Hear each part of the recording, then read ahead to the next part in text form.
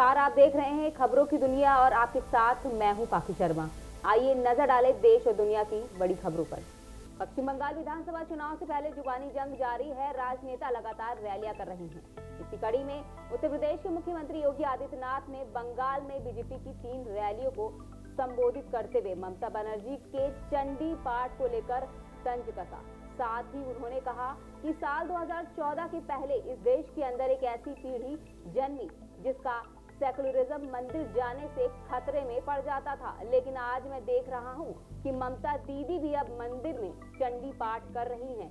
ये है परिवर्तन, ये है अपना नया भारत।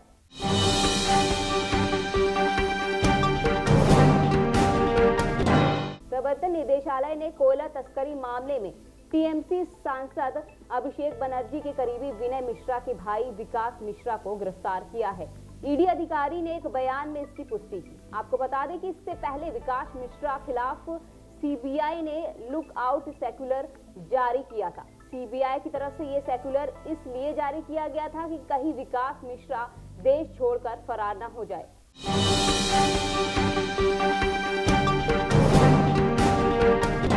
वहीं महाराष्ट्र के बाद अब मध्य प्रदेश की शिवराज सरकार ने भी भोपाल और इंदौर में आज से नाइट कर्फ्यू लगाने का ऐलान किया है। आपको बता दें कि मध्य प्रदेश के 8 शहरों में रात 10 बजे के बाद बाजार को बंद रखा जाएगा।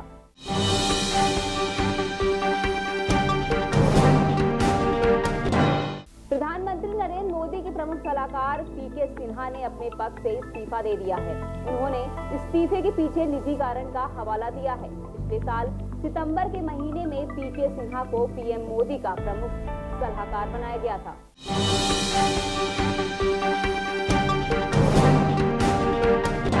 वहीं उत्तर प्रदेश शिया वक्फ बोर्ड के पूर्व अध्यक्ष वसीम रिजवी के कुरान की कुछ आयतों को हटाने के लिए सुप्रीम कोर्ट का रुख करने के बाद बीजेपी के वरिष्ठ नेता सैयद शहनवाज हुसैन ने कहा कि उनकी पार्टी दृढ़ता से उन लोगों के खिलाफ है जो किसी भी धार्मिक ग्रंथ का अपमान करते हैं। बीजेपी के राष्ट्रीय प्रवक्ता ने कहा कि रिजवी को इस तरह के कृत्य में लिप्त होकर देश का माहौल खराब नहीं करना चाहिए।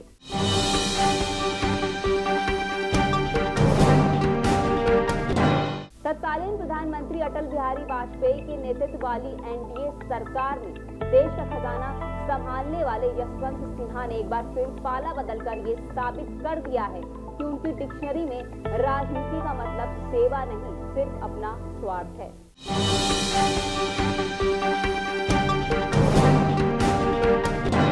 वही भारतीय किसान यूनियन के राष्ट्रीय प्रवक्ता ने किसान आंदोलन को तेज करने के संकेत देते हुए कहा कि किसान दिल्ली नोएडा बॉर्डर को ब्लॉक करेंगे। उन्होंने कहा कि हाँ, हम दिल्ली नोएडा बॉर्डर को ब्लॉक करेंगे। कमेटी ने अभी तारीख तय नहीं की है। गौरतलब है कि 3 कृषि कानूनों के खिलाफ पिछले साल नवंबर महीने में शुरू हुआ किसान आंदोलन दिल्ली की अलग अलग सीमाओं पर अब भी जारी है।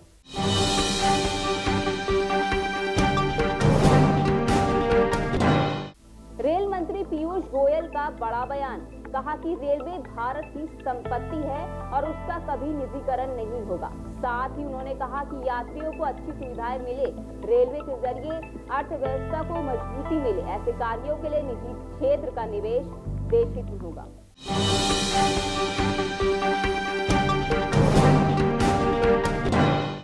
अपनी खूबसूरती के लिए दुनिया भर में मशहूर ताजमहल का दीदार आने वाले समय में और महंगा हो सकता है। आगरा विकास प्राधिकरण ने ताजमहल के टिकट की दर बढ़ाने का प्रस्ताव सरकार को भेजा है। एडी ने सरकार से 230 रुपए और 300 रुपए की वृद्धि मांग की है। अगर प्रस्ताव पर सरकार की मुहर लगती है तो ताजमहल देखने के लिए भारतीय पर्यटकों को 480 रुपए और विदेशी पर्यटकों को 1600 रुपए चुकाने होंगे। बड़ी दरें 1 अप्रैल से लागू होने की संभावना है।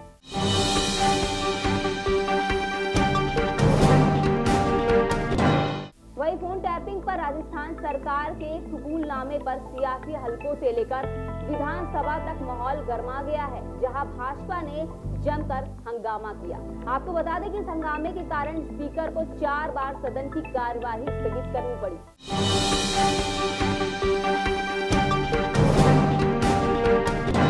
पश्चिम बंगाल का सियासी घमासान अब संसद तक पहुंच गया है।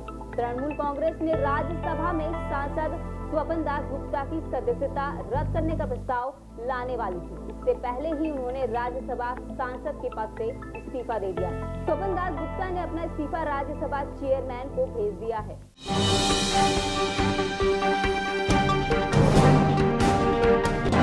वहीं चुनाव आयोग ने लोकसभा को 2 खाली सीटों के लिए उपचुनाव की अधिसूचना जारी करते हुए देश भर की 14 विधानसभा सीटों पर भी उपचुनाव कराने का ऐलान किया। अधिसूचना के मुताबिक सभी जगह 17 अप्रैल को वोटिंग होगी और 2 मई को नतीजे आएंगे।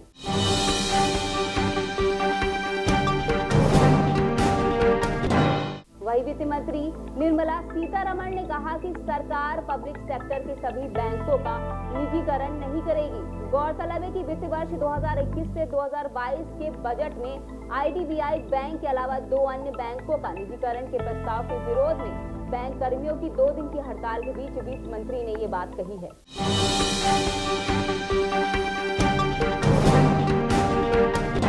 पूर्व कांग्रेस नेता PC चाको अब एनसीपी में शामिल हो गए हैं।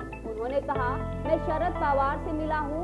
पार्टी जिस संकट का सामना कर रही है, इस पर चर्चा करने की आवश्यकता है।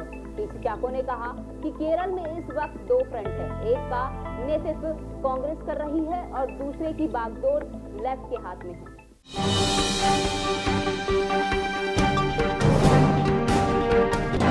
कोरोना ने एक बार फिर कोहराम मचाना शुरू कर दिया है। जी हां, फ्रांस में कोरोना का नया स्ट्रेन सामने आया है। वहां के स्वास्थ्य मंत्रालय ने एक बयान जारी कर कहा कि कोरोना वायरस का नया स्ट्रेन पाया गया है। शुरुआती विश्लेषण में बताया गया कि ये नया स्ट्रेन दूसरों की तुलना में ज्यादा गंभीर और संक्रमण फैलाने वाला नहीं है।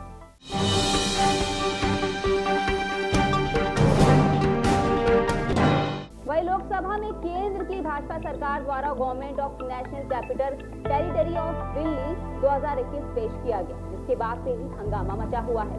दिल्ली सरकार ने इस बिल का विरोध किया है। कांग्रेस ने भी इसे लेफ्टिनेंट गवर्नमेंट की तानाशाही बढ़ाने वाला बिल बताया है। आपको बता दें कि CM अरविंद केजरीवाल ने एनसीपी बिल पर केंद्र से भिड़ने का किया ऐलान। 17 मार्च को जंतर मंतर पर करेंगे विरोध प्रदर्शन।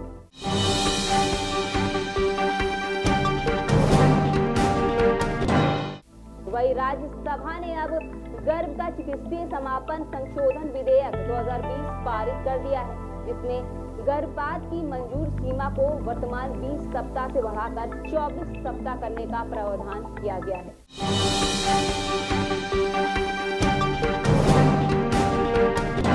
प्रधानमंत्री नरेंद्र मोदी की अगुवाई में मंगलवार को केंद्र कैबिनेट की बैठक हुई। कैबिनेट में एक नए नेशनल बैंक बनाने का फैसला लिया गया है, जो बड़े इंफ्रास्ट्रक्चर के प्रोजेक्ट को फंड करने का काम करेगा। इसे बैंक को विकास वित्त संस्थान का नाम दिया गया है।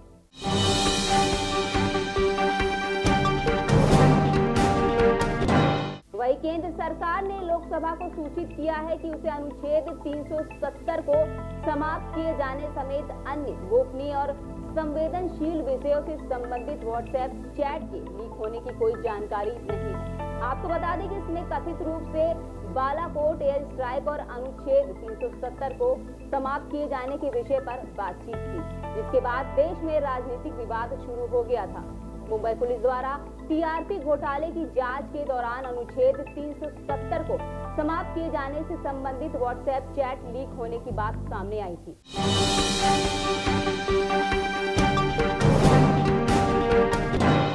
पंजाब में कोरोना वायरस संक्रमण रफ्तार पकड़ने लगा है। इसी दौरान सूबे के पूर्व डिप्टी CM सुखबीर सिंह बादल भी कोरोना की चपेट में आ गए हैं। आपको बता दें कि सुखबीर सिंह बादल पिछले 7 दिनों में 2 बड़ी राजनीतिक रैलियां कर चुके हैं, जिनमें हजारों लोगों ने हिस्सा लिया था। तो ये थी इस वक्त की कुछ बड़ी खबरें, और बाकी की खबरों के लिए हमारे साथ ऐसे ही जुड़े रहिए और देखते रहिए खबरों की दुनिया।